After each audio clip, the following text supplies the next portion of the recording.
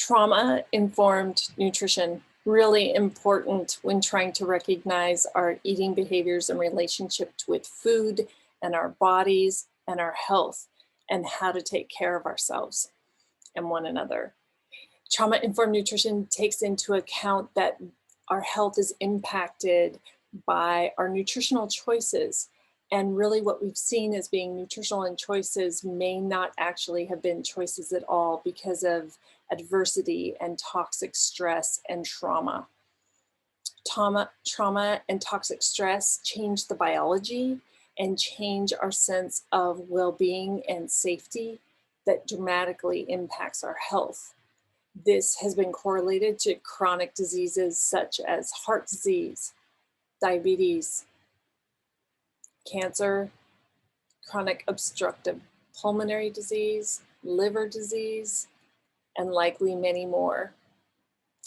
It includes this relationship with our food that might show up in the form of binge eating, compulsive overeating, a reliance on convenience foods, and making choices that are very calorically dense, that are high in fat and high in sugar and high in sodium, which may at one time have been a sign of survival and food choices to satiate when there was food insecurity and inconsistency.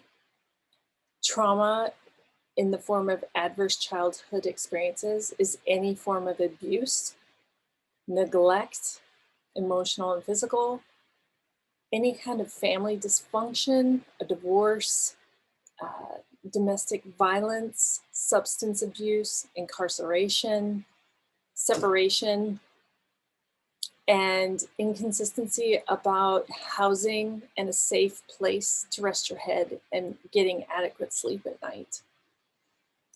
And any type of adversity that was traumatizing, such as poverty and an insecure supply of adequate resources, housing, an inability to stay warm and safe, bullying, discrimination, and any kind of infectious disease or inadequate health care was something that's threatening, including a pandemic, a natural disaster, and definitely war or violence in the neighborhood. Again, this disrupts our biology and it can change our relationship with food in our body forever and lead to poor health. 6 in 10 people have had at least one adverse childhood event.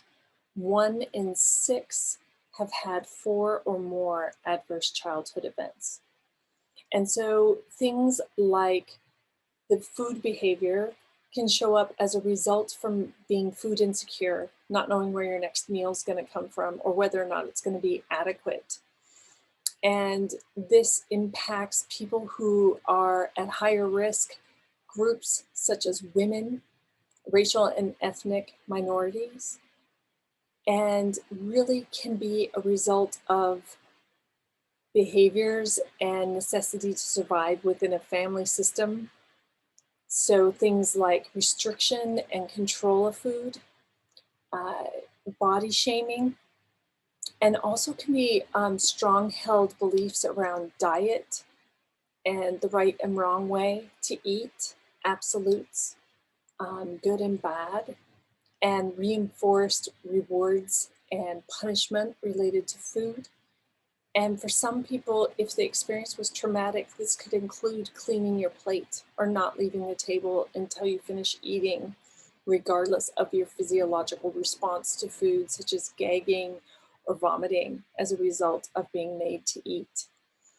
And so, as you can see, often what a lot of us have interpreted as being nutrition choices and health choices, in fact, were not choices at all.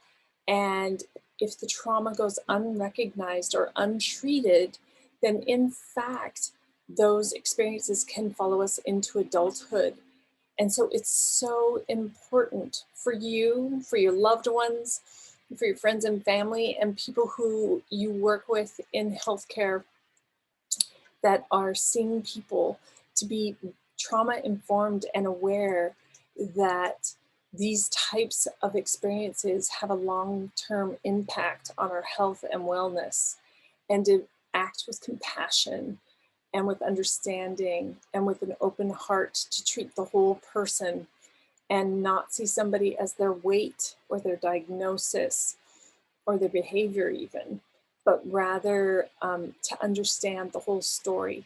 So inquiring and staying open and curious and working closely with people, providing a safe environment to share these vulnerabilities where we've been shamed and stigmatized and potentially marginalized and guilted by what we find as being unhealthy or categorized as contributing to a diagnosis.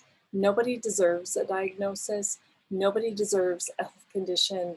And I'm so glad that you listened. And please join me in being aware and sharing the news about trauma-informed related care and the importance of that when serving one another. Thank you so much for listening, and have a great day.